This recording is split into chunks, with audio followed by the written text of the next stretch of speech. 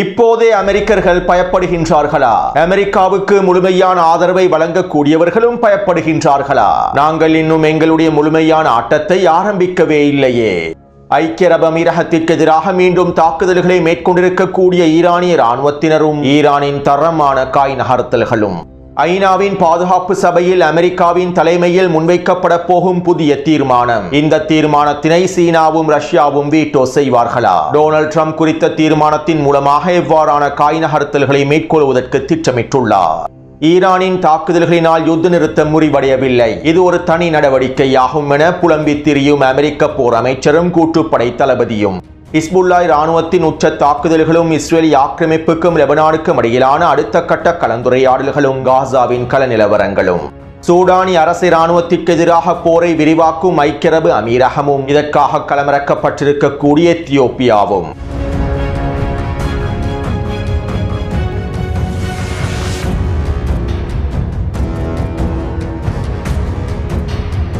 இது ஈரான் அப்டேட்டின் 131வது காணொலியாகும். இன்று மதியம் வெளியிட்ட காணொலியை பார்வையிடாதவர்கள் கீழே இருக்கக்கூடிய லிங்கினை பயன்படுத்தி குறித்த காணொலியை பார்வையிடுங்கள். அப்போது தான் செய்திகளுடைய தொடர்ச்சியை உங்களுக்கு தெளிவாக புரிந்து கொள்ள முடியும். ஈரானுக்கு எதிரான தாக்குதல்கள் ஆரம்பிக்கப்பட்டதற்கு பின்பு அடிமை அரபு நாடுகள் முழுமையாக முடக்கப்பட்டன.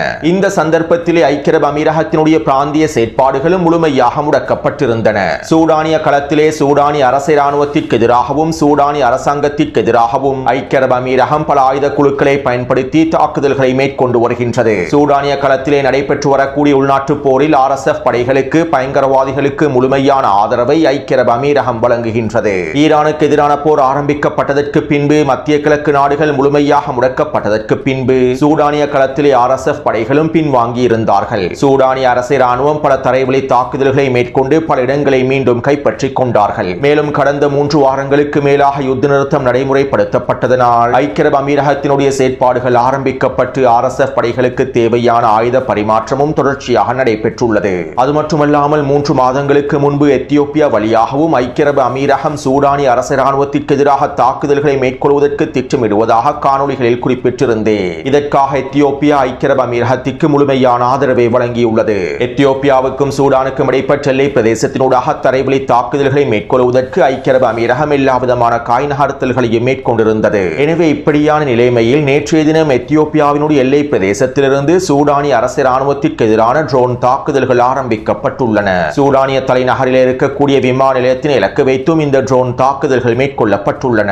இந்த ட்ரோன் தாக்குதல்கள் எத்தியோப்பியாவினுடைய எல்லை பிரதேசத்திலிருந்தே மேற்கொள்ளப்பட்டிருப்பதாகவும் ஐக்கிய அரபு அமீரகத்தின் ட்ரோன்களே பயன்படுத்தப்பட்டிருப்பதாகவும் ஐக்கிய அரபு அமீரகம் எத்தியோப்பியா வழியாக RSF படைகளை களமிறக்கி இந்த தாக்குதல்களை மேற்கொண்டிருப்பதாகவும் சூடானி அரசு இராணுவம் அறிவித்துள்ளது. மேலும் எத்தியோப்பியா மற்றும் ஐக்கிய அரபு அமீரகத்தினுடைய இந்த தாக்குதல்களுக்கு முழுமையான பதிலடிகளை வழங்குவதற்கு எங்களுக்கு எல்லா விதமான உரிமையும் இருக்கின்றது என சூடானி அரசு இராணுவம் அறிவித்துள்ளது. எனவே சுருக்கமாக குறிப்பிடுவதாக இருந்தால் சூடான் மற்றும் எத்தியோப்பியாவுக்கு இடையிலான எல்லை பிரதேசத்தில் அடுத்த கட்ட போரானது விரிவடைய போகின்றது. இதற்கமைவாக சூடானி அரசு இராணுவம் எத்தியோப்பியாவுக்கு எதிரான பதிலடி தாக்குதல்களையும் ஆரம்பிக்க போகின்றது. சூடானி அரசு இராணுவத்திற்கு எதிராக சூடானிய மக்களுக்கு எதிராக ஐக்கிய அரபு அமீரகத்தோடு எத்தியோப்பியாவும் முழுமையாக களமிறங்க போகின்றது. இது ஒரு புறம் இருக்க சோமாலியாவின் களத்திலும் உச்சக்கட்ட பதற்ற நிலைமை ஏற்பட்டுள்ளது. சோமாலியாவின் களத்திலே ஆரம்பிக்கப்பட போகும் அடுத்த கட்ட போர் விரிவாக்கம் தொடர்பாக முன்னைய காணொலிகளில் தெளிவாக குறிப்பிட்டுள்ளேன். எனவே மத்திய கிழக்கு பிராந்தியத்தில் மாத்திரமல்லாமல் மத்திய கிழக்கோடு ஒன்றிணைந்திருக்கக்கூடிய ஆப்பிரிக்க நாடுகளிலும் போரானது மிகப்பெரிய அளவில் விரிவடைந்து செல்கின்றது என்பதனை எங்களுக்கு தெளிவாக புரிந்து கொள்ள முடியும். அடுத்து வெஸ்ட் பேங்க் பிரதேசத்திலே இஸ்ரேலி ஆக்கிரமிப்பு நிலத்திடர்கள் எவ்வாறு பலஸ்தீனிய மக்களுக்கு எதிரான கொடூரங்களை மேற்கொண்டு வருகின்றார்களோ அதே போன்று கிறிஸ்தவர்களுக்கு எதிராகவும் கொடூரங்களையும் அட்டூழியங்களையும் மேற்கொண்டு வருகின்றார்கள். இவை தொடர்பான பல தகவல்களை முன்னைய காணொலிகளில் குறிப்பிட்டுள்ளேன். மேலும் கடந்த 2 வாரங்களுக்குள்ளே வெஸ்ட் பேங்க் பிரதேசத்தில் அதுவும் குறிப்பாக ஜெருசலம் பிரதேசத்தில் கிறிஸ்தவர்களுக்கு எதிரான கிறிஸ்தவ மதகுருமார்களுக்கு எதிரான தாக்குதல்களுடைய எண்ணிக்கை அதிகரித்துள்ளது. மேலும் ஜெருசலம் பிரதேசத்தில் இருக்கக்கூடிய கிறிஸ்தவ தேவாலயங்களுக்கு முன்னால் செல்லக்கூடிய யூதர்கள் குறித்த தேவாலயங்களின் நுழைவாயில்களில் துப்பும் நடவடிக்கைகளையும் மேற்கொண்டிருந்தார்கள். கிறிஸ்தவ தேவாலயங்களை அவமானப்படுத்தும் வகையிலேயே இஸ்ரேலி ஆக்கிரமிப்பு யூதர்கள் இவ்வாறு நடந்து கொள்கின்றார்கள். மேலும் இது குறித்து இஸ்ரேலி ஆக்கிரமிப்பு தேசிய பாதுகாப்பு அமைச்சர் பென் குவிர் இவ்வாறு தெரிவித்துள்ளார். இஸ்ரேலியர்கள் கிறிஸ்தவர்கள் மீது துப்புவது ஒரு யூத பாரம்பரியம். நாங்கள் கிறிஸ்தவ தேவாலயங்களுக்கு எதிராக துப்புவோம், கிறிஸ்தவர்களுக்கு எதிராக துப்புவோம். இது எங்களுடைய யூத பாரம்பரியம். இதனை ஒரு குற்றமாக கருதக்கூடாது. மேலும் எங்களுடைய இந்த செயற்பாடுகளை யாராலும் தடுத்து நிறுத்த முடியாது. அவ்வாறு யாராவது கேள்விகளை எழுப்பினால் அவர்களுக்கு எதிராக நாங்கள் கடுமையான தண்டனைகளை நிறைவேற்றுவோம். மேலும் கிறிஸ்தவர்கள் மீதும் கிறிஸ்தவ தேவாலயங்கள் மீதும் துப்புவதனை நான் முழுமையாக ஆதரிக்கின்றேன். இந்த செயற்பாடுகளை நாங்கள் அதிகரிக்க வேண்டும் என இஸ்ரேலிய ஆக்கிரமிப்பின் வலதுசாரி அமைச்சர் பென்-குவிர் தெரிவித்துள்ளார். அடுத்து காசாவிலே இஸ்ரேலிய ஆக்கிரமிப்பு ராணுவம் தொடர்ச்சியான தாக்குதல்களை மேற்கொண்டு வருகின்றது. கடந்த 48 மணித்தியாலங்களுக்குள் இஸ்ரேலிய ஆக்கிரமிப்பு ராணுவம் காசாவிலே 10க்கும் அதிகமான வான்வழி தாக்குதல்களை மேற்கொண்டுள்ளது. இஸ்ரேலிய ஆக்கிரமிப்பு ராணுவம் மஞ்சள் எல்லை பிரதேசத்திலிருந்து தற்போது செம்மஞ்சள் எல்லை பிரதேசம் வரையில் காசாவிலே விரிவாக்கியுள்ளது. இவை தொடர்பாக முன்னைய காணொளிகளில் தெளிவாக குறிப்பிட்டுள்ளேன். மேலும் தற்போது இந்த செம்மஞ்சள் நிற பிரதேசத்தையும் விரிவாக்குவதற்காகவே உச்ச வான்வழி தாக்குதல்களை மேற்கொள்கின்றது. மேலும் நேற்றிரவு 2 வாகனங்கள் இலக்கு வைத்தும் ட்ரோன் தாக்குதல்கள் மேற்கொள்ள இதிலே ஹமாஸினுடைய 2 கட்டளை தளபதிகள் படுகொலை செய்யப்பட்டிருப்பதாக இஸ்ரேலிய ஆக்கிரமிப்பு ராணுவம் அறிவித்துள்ளது. அடுத்து லெபனானுக்கும் இஸ்ரேலிய ஆக்கிரமிப்புக்கும் இடையிலான 3ஆம் கட்ட பேச்சுவார்த்தைகள் தொடர்பாக லெபனானினுடைய அடிமை ஜனாதிபதி ஜோசப் அவுன் இவ்வாறு தெரிவித்துள்ளார். நாங்கள் வரும் நாட்களில் 3ஆம் கட்ட பேச்சுவார்த்தைகளை ஆரம்பிக்கப் போகின்றோம். லெபனான் தொடர்பாக அமெரிக்க ஜனாதிபதி டொனால்ட் ட்ரம்ப் கூடிய கவனத்தினை செலுத்தி வருகின்றார். இது எங்களுக்கு கிடைத்திருக்கக்கூடிய மிகப்பெரிய வெற்றியாகும். மேலும் இந்த சந்தர்ப்பத்தினை லெபனான் பயன்படுத்திக் கொள்ள வேண்டும். அமெரிக்காவினுடைய முயற்சிகளுக்கு அமைவாக டொனால்ட் ட்ரம்பினுடைய கோரிக்கைகளுக்கு அமைவாக பேச்சுவார்த்தைகளை விரைவுபடுத்துவதற்கு நாங்கள் தயாராகவே இருக்கின்றோம். தற்போதைய பாதையிலிருந்து எங்களால் பின்வாங்க முடியாது. நாங்கள் இஸ்ரேலோடு நேரடியான பேச்சுவார்த்தைகளை தொடர்ச்சியாக மேற்கொண்டு லெபனானுக்கு எதிரான தாக்குதல்களை முழுமையாக நிறுத்துவதே எங்களுடைய நிலைப்பாடாகும். மேலும் ஹிஸ்புல்லா இராணுவத்தினை நிராயுத பாணியாக்கி ஆயுதங்களை லெபனானிய அரசாங்கத்தினுடைய கட்டுப்பாட்டுக்குள் கொண்டு வருவதே எங்களுடைய மிக முக்கியமான நிலைப்பாடாகும். இல்லாவிட்டால் லெபனானினுடைய எதிர்காலத்தினை எங்களுக்கு பாதுகாக்க முடியாது. லெபனானிய மக்களுடைய எதிர்காலத்தினை பாதுகாக்க முடியாது. அத்தோடு நான் நெட்டன்யாகுவை சந்திப்பதற்கு தயாராகவே இருக்கின்றேன். ஆனால் நெட்டன்யாகுவை சந்திப்பதற்கு முன்பு லெபனானிலே இஸ்ரேலுடைய தாக்குதல்கள் முழுமையாக நிறுத்தப்பட வேண்டும். லெபனானுக்கும் இஸ்ரேலுக்கும் இடையிலே ஒரு பாதுகாப்பு ஒப்பந்தம் கைச்சாத்திடப்பட வேண்டும். இந்த நிலைமைகள் சரியாக வரும் சந்தர்ப்பத்தில் நான் நெட்டன்யாகுவை சந்திப்பதற்கு தயாராகவே இருக்கின்றேன் என லெபனானிய அடிமை ஜனாதிபதி ஜோசப் அவுன் தெரிவித்துள்ளார். அத்தோடு ஹிஸ்புல்லா இராணுவத்தினர் உச்ச தாக்குதல்களை மேற்கொண்டு வருகின்றார்கள். இதற்கமைவாக தெற்கு லெபனானினுடைய அல் பயாதா பிரதேசத்திலே இஸ்ரேலிய ஆக்கிரமிப்பு இராணுவத்திற்கு சொந்தமான ஆயுதங்களை ஏற்றிச் செல்லக்கூடிய வாகனங்களை இலக்கு வைத்து ட்ரோன் தாக்குதல்களை மேற்கொண்டுள்ளார்கள். இந்த தாக்குதலிலே ஆயுதங்களை கொண்டிருக்கக்கூடிய 2 வாகனங்கள் வெடிக்கச் செய்யப்பட்டிருப்பதாக தெரிவிக்கப்படுகின்றது. அதே போன்று தெற்கு லெபனானினுடைய தேர் மிமாஸ் பிரதேசத்திலே நிலை கொண்டிருந்த 4 இஸ்ரேலிய ஆக்கிரமிப்பு சிப்பாய்களை இலக்கு வைத்து ட்ரோன் தாக்குதல்களை மேற்கொண்டுள்ளார்கள். ஃபைபர் ஆப்டிக் ட்ரோன்களை பயன்படுத்தி இந்த தாக்குதல் கொல்லப்பட்டுள்ளன. இந்த தாக்குதலிலே 4 இஸ்ரேலிய ஆக்கிரமிப்பு சிப்பாய்களில் 3 பேர் கொல்லப்பட்டிருப்பதாக லெபனானிய ஆதாரங்கள் தெரிவிக்கின்றன. அதே போன்று அல் பயாதா பிரதேசத்திலே ஹிஸ்புல்லாவினுடைய ரதுவான் படைப்பிரிவினர் 3 பொறிகளை வைத்துள்ளார்கள். 3 கட்டிடங்களுக்குள்ளேயே இந்த பொறிகள் வைக்கப்பட்டுள்ளன. மேலும் இஸ்ரேலிய ஆக்கிரமிப்பு ராணுவத்தின் 2 படைப்பிரிவுகள் குறித்த பொறிகளுக்குள்ளே சிக்கியுள்ளார்கள். இந்த தாக்குதலில் மாத்திரம் 20க்கும் அதிகமான சிப்பாய்கள் கொல்லப்பட்டும் படுகாயங்களுக்கு உள்ளாக்கப்பட்டிருக்கலாம் என தெரிவிக்கப்படுகின்றது. அதே போன்று பயாதா பிரதேசத்திலே கட்டிடம் ஒன்றில் நிலை கொண்டிருந்த இஸ்ரேலிய ஆக்கிரமிப்பின் கட்டளை தளபதிகளையும் துணை தளபதிகளையும் இலக்கு வைத்து ஹிஸ்புல்லாவின் தியாக படைகள் தாக்குதல் ஒன்றை மேற்கொண்டுள்ளன. மேலும் இந்த தாக்குதலில் குறித்த கட்டிடத்திற்குள்ளே இருக்கக்கூடிய அதிகாரிகள் முழுமையாக அளிக்கப்பட்டிருப்பதாக தெரிவிக்கப்படுகின்றது. இருப்பினும் குறித்த தாக்குதல் தொடர்பான மேலதிக தகவல்களை இஸ்ரேலிய ஆக்கிரமிப்பு ராணுவம் வெளிப்படுத்தவில்லை. ஊடக தணிக்கைகள் மூலமாக இந்த இழப்புகள் முழுமையாக மூடிமறைக்கப்பட்டுவிட்டன. அதே போன்று தெற்கு லெபனானின் கவுசா பிரதேசத்திலே நிலை கொண்டிருக்கக்கூடிய 2 மெர்காவா பொருத்தாங்கி வாகனங்களையும் 3 புல்டோசர் வண்டிகளையும் இலக்கு வைத்து கவசதிர்ப்பு ஏவுகணை தாக்குதல்களையும் ட்ரோன் தாக்குதல்களையும் மேற்கொண்டுள்ளார்கள். இந்த தாக்குதலிலே இந்த மெர்காவா பொருத்தாங்கி வாகனங்களும் புல்டோசர் வண்டிகளும் அளிக்கப்பட்டுள்ளன, சிதைக்கப்பட்டுள்ளன. அதே போன்று இன்று மதியம் தேர்சிரின் பிரதேசத்திலே நிலை கொண்டிருக்கக்கூடிய புல்டோசர் வண்டியொன்றை இலக்கு வைத்தும் அதற்கு அருகாமையில் இருக்கக்கூடிய இஸ்ரேலிய ஆக்கிரமிப்பு சிப்பாய்களை இலக்கு வைத்தும் திடீர் தாக்குதல் ஒன்றை ரதுவான் படைப்பிரிவினர் மேற்கொண்டுள்ளார்கள். இந்த தாக்குதலில் புல்டோசர் வண்டியும் குறித்த பிரதேசத்திலே நிலை கொண்டிருக்கக்கூடிய 5க்கும் அதிகமான இஸ்ரேலிய ஆக்கிரமிப்பு சிப்பாய்களும் அளிக்கப்பட்டிருப்பதாக தெரிவிக்கப்படுகின்றது. அதே போன்று இன்று மாலை அல் பயாதா பிரதேசத்திலே 2 மெர்காவா போர்த்தாங்கி வாகனங்களையும் அளித்துள்ளார்கள். மேலும் குறித்த பிரதேசத்திலே 2 கட்டிடங்களை இலக்கு வைத்து ட்ரோன் தாக்குதல்களை மேற்கொண்டுள்ளார்கள். இந்த கட்டிடங்களுக்குள்ளே இருக்கக்கூடிய 4 இஸ்ரேலிய ஆக்கிரமிப்பு சிப்பாய்கள் அளிக்கப்பட்டிருப்பதாக தெரிவிக்கப்படுகின்றது. மேலும் இந்த தாக்குதலை தொடர்ந்து குறித்த பிரதேசத்திற்கு வருகை தந்திருந்த ஹெலிகாப்டரை இலக்கு வைத்தும் ஹிஸ்புல்லா இராணுவத்தினர் தாக்குதல்களை மேற்கொண்டுள்ளார்கள்.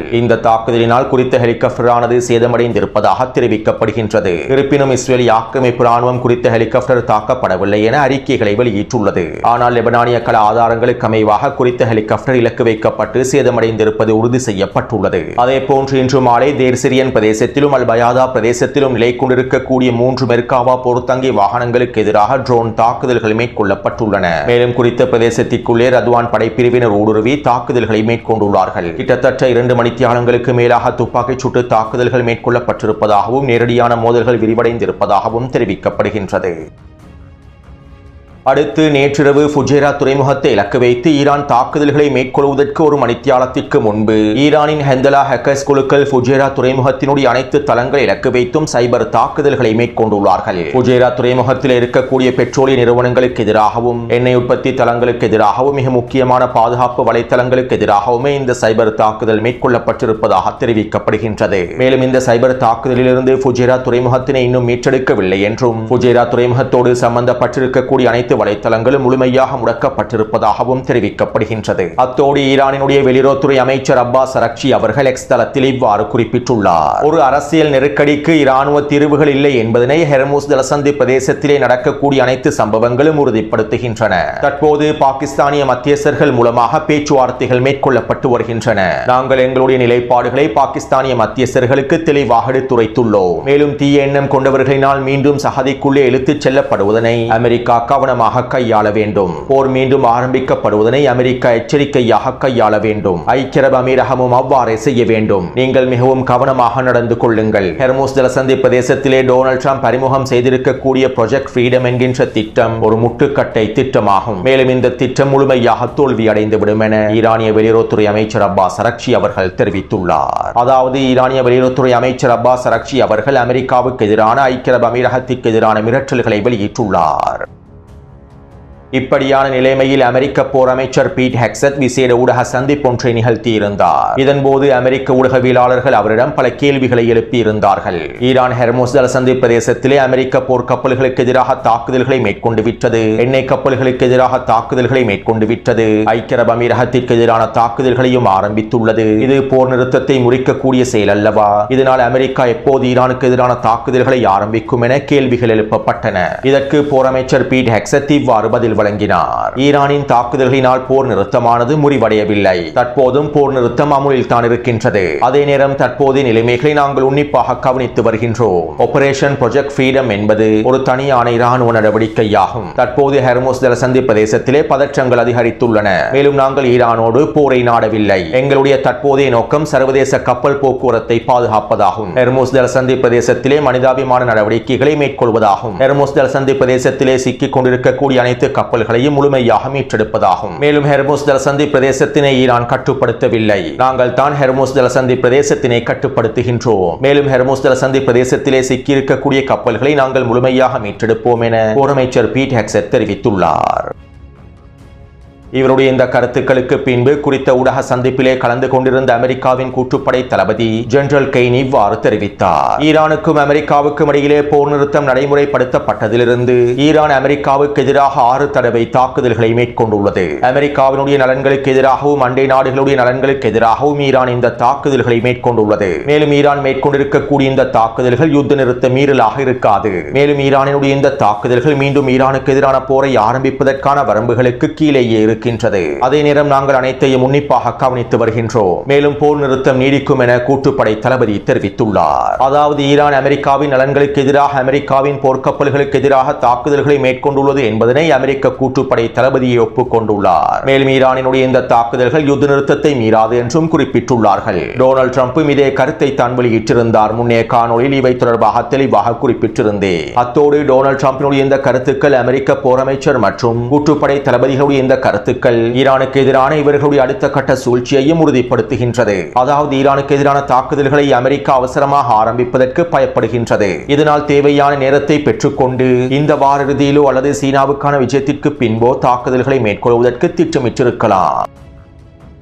இப்படியான நிலைமையிலே அமெரிக்காவினுடைய தலைமையில் ஐநாவின் பாதுகாப்பு சபையில் ஒரு முன்மொழிவு தீர்மானம் முன்வைக்கப்பட போகின்றது. அதாவது ஈரான் ஹெர்முஸ் ஜலசந்தி பிரதேசத்தினை முழுமையாக திறக்க வேண்டும். ஹெர்முஸ் ஜலசந்தி பிரதேசத்திலே கன்னிவெடிகள் முழுமையாக நீக்கப்பட வேண்டும். அத்தியாவசிய கப்பல் போக்குவரத்து அனைத்தும் முழுமையாக மேற்கொள்ளப்பட வேண்டும். எண்ணெய் கப்பல்கள், சரக்கு கப்பல்கள் பாதுகாப்பாக ஹெர்முஸ் ஜலசந்தி பிரதேசத்தினூடாக கடக்க வேண்டும். இவை அனைத்தையும் ஈரான் அவசரமாக நடைமுறைப்படுத்த வேண்டும் என்கின்ற கோரிக்கைகளை முன்வைத்தே ஒரு தீர்மானத்தினை முன்மொழிவொன்றை அமெரிக்கா ஐநாவின் பாதுகாப்பு சபையில் முன்வைக்கப் போகின்றது. இந்த தீர்மானம் நிறைவேற்றப்பட்டால் ஈரான் ஹெர்முஸ் ஜலசந்தி பிரதேசத்தினை திறக்க வேண்டும் என்கின்ற அடிப்படையிலேயே இந்த தீர்மானம் முன்வைக்கப்பட போகின்றது. ஈரானுக்கு எதிரான தாக்குதல்கள் மூலமாக, முற்றுகை மூலமாக ஹெர்முஸ் ஜலசந்தி பிரதேசத்தை திறக்க முடியவில்லை. இதனால் தற்போது டொனால்ட் ட்ரம்ப் ஐநாவின் பாதுகாப்பு சபையில் முன்மொழிவு ஒன்றை முன்வைத்து தீர்மானத்தை நிறைவேற்றி ஹெர்முஸ் ஜலசந்தி பிரதேசத்தினை முழுமையாக திறப்பதற்கு முயற்சி செய்ய போகின்றார். மேலும் இதற்காக சீனாவையும் ரஷ்யாவையும் பயன்படுத்திக் கொள்ளப் போகின்றார். முன்னைய காணொலியில் டொனால்ட் ட்ரம்ப் சீனாவிடம்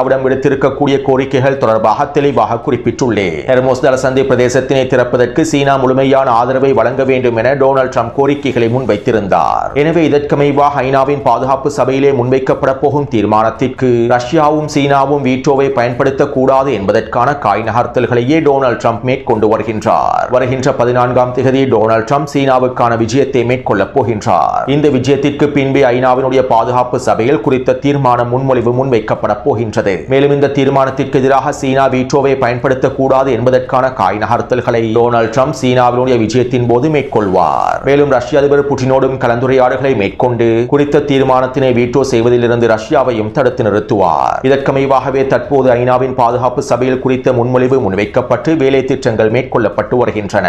ஐநாவின் பாதுகாப்பு சபையிலே அமெரிக்கா முன்வைக்கப் போகும் முன்மொழிவுக்கு ரஷ்யாவும் சீனாவும் வீட்டோ செய்யாவிட்டால் குறித்த தீர்மானம் நிறைவேற்றப்படும். மேலும் குறித்த தீர்மானத்திற்கு ஈரான் முழுமையாக கட்டுப்பட வேண்டிய சூழ்நிலையை அமெரிக்கா உருவாக்கும். அதே நேரம் இந்த தீர்மானத்திற்கு கட்டுப்படாமல் இருப்பதற்கான எல்லாவிதமான உரிமையும் ஈரானுக்கும் இருக்கின்றது. மேலும் அவ்வாறு ஈரான் கட்டுப்படாவிட்டால் ஈரானுக்கு எதிரான அடுத்த கட்ட தாக்குதல்களை ஆரம்பிப்பதே டொனால்ட் ட்ரம்பினுடைய திட்டமாகும். எனவே இதற்கமைவாகவே தற்போது டொனால்ட் ட்ரம்ப் சீனாவை பயன்படுத்தி ஹெர்முஸ் ஜலசந்தி பிரதேசத்தினை திறப்பதற்கு முயற்சி செய்கின்றார். ஐநாவின் பாதுகாப்பு சபை தீர்மானத்தின் மூலமாக சீனாவின் ஆதரவோடு ஹெர்முஸ் ஜலசந்தி பிரதேசத்தை திறப்பதற்கு முயற்சி செய்கின்றார். அதே நேரம் சீனாவும் ரஷ்யாவும் குறித்த தீர்மானத்தினை வீட்டோ செய்யலாம், வீட்டோ செய்யாமலும் இருக்கலாம். டொனால்ட் ட்ரம்ப் சீனாவின் ஜனாதிபதியை நேரடியாக சந்தித்து கலந்துரையாடல்களை மேற்கொள்ளப் போவதனால் வீட்டோ தொடர்பான முடிவுகளை எங்களுக்கு முழுமையாக கணிக்க முடியாத நிலைமையே தற்போது ஏற்பட்டுள்ளது.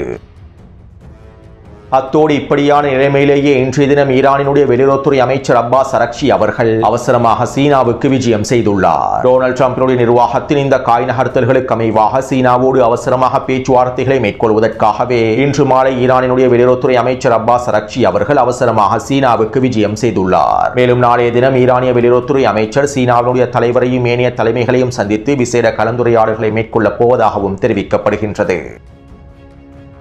அத்தோடு இன்று மாலை ஈரானின் பாராளுமன்ற சபாநாயகர் முகமது கலிபாஃப் அவர்கள் இவ்வாறு தெரிவித்தார். ஹெர்முஸ் ஜலசந்தி பிரதேசத்திலே நாங்கள் விதித்திருக்கக்கூடிய புதிய சமன்பாடு வலுப்பெற்று வருகின்றது. அமெரிக்கா போர் நிறுத்தத்தை மீறியதன் மூலமாகவும் ஈரானுக்கு எதிராக முற்றுகையை விதித்ததன் விளைவாகவும் அமெரிக்காவும் அவர்களுடைய கூட்டாளிகளும் தற்போது மிகப்பெரிய சிக்கல்களை அனுபவித்து வருகின்றார்கள். தற்போதைய நிலைமையை தொடர்வது அமெரிக்காவுக்கு மிகப்பெரிய சிக்கலாகவும் மிகப்பெரிய இழப்பாகும். மேலும் நாங்கள் ஏற்படுத்தியிருக்கக்கூடிய புதிய சமன்பாடுகளுக்கு அமைவாக அமெரிக்காவினால் தாக்குப்பிடிக்க முடியாது. மேலும் நாங்கள் இன்னும் எங்களுடைய பதிலடிகளை ஆரம்பிக்கவே இல்லை. அமெரிக்காவின் கடற்படை முற்றுகைக்கு எதிராகவும் அதனுடைய கூட்டாளிகளின் வேலை திட்டங்களுக்கு எதிராகவும் நாங்கள் பல தரமான காய் நகர்த்தல்களை மேற்கொள்ளப் போகின்றோம். இவற்றை நாங்கள் இன்னும் ஆரம்பிக்கவே இல்லை. எனவே இனி வரக்கூடிய நாட்களில் பல சாகசங்களை எதிர்பாருங்கள் என ஈரானினுடைய பாராளுமன்ற சபாநாயகர் முகமது கலிபாஃப் அவர்கள் தெரிவித்துள்ளார். அடுத்து இன்றிரவு ஈரான் மீண்டும் ஐக்கிய அரபு அமீரகத்திற்கு எதிரான ஏவுகணை மற்றும் ட்ரோன் தாக்குதல்களை ஆரம்பித்திருந்தது. இதற்கமைவாக 5க்கும் அதிகமான ஏவுகணை மற்றும் ட்ரோன் தாக்குதல்கள் மேற்கொள்ளப்பட்டுள்ளன. மேலும் இந்த ட்ரோன்களையும் ஏவுகணைகளையும் சுட்டு வீழ்த்தி இருப்பதாக ஐக்கிய அரபு அமீரகம் அறிவித்துள்ளது. இருப்பினும் 2 இடங்களில் வெடிப்புகள் பதிவாக இருப்பதாகவும் தெரிவிக்கப்படுகின்றது. அத்தோடு இனி ஒவ்வொரு நாளும் ஐக்கிய அரபு அமீரகத்திற்கு எதிராக ஈரான் தாக்குதல்களை தொடர்ச்சியாக மேற்கொள்ளும் என்று ஆய்வாளர்கள் குறிப்பிடுகின்றார்கள். இனி ஒவ்வொரு நாளும் ஈரான் ஒவ்வொரு சாகசங்களை களமிறக்கும். அமெரிக்காவுக்கும் அதனுடைய கூட்டாளிகளுக்கும் மிகப்பெரிய சிக்கல்களை ஏற்படுத்தக்கூடிய சாகசங்களை களமிறக்கும். மேலும் அடுத்த கட்டமாக ஐக்கிய அரபு அமீரகத்தின் பல தளங்களும் இலக்கு வைக்கப்பட போவதாக தெரிவித்துள்ளார்கள். எனவே நேற்றிரவை போன்று இன்றிரவும் ஐக்கிய அரபு அமீரகத்திற்கு எதிரான தாக்குதல்கள் மேற்கொள்ளப்படும். ஐக்கிய அரபு அமீரகத்திற்கான தரமான விருந்துகள் தொடர்ச்சியாக வழங்கப்படும். எனவே இந்த காணொலி தொடர்பான கருத்துக்களை பதிவிடுங்கள். தொடர்ந்தும் என்னுடன் இணைந்திருங்கள். நன்றி, வணக்கம்.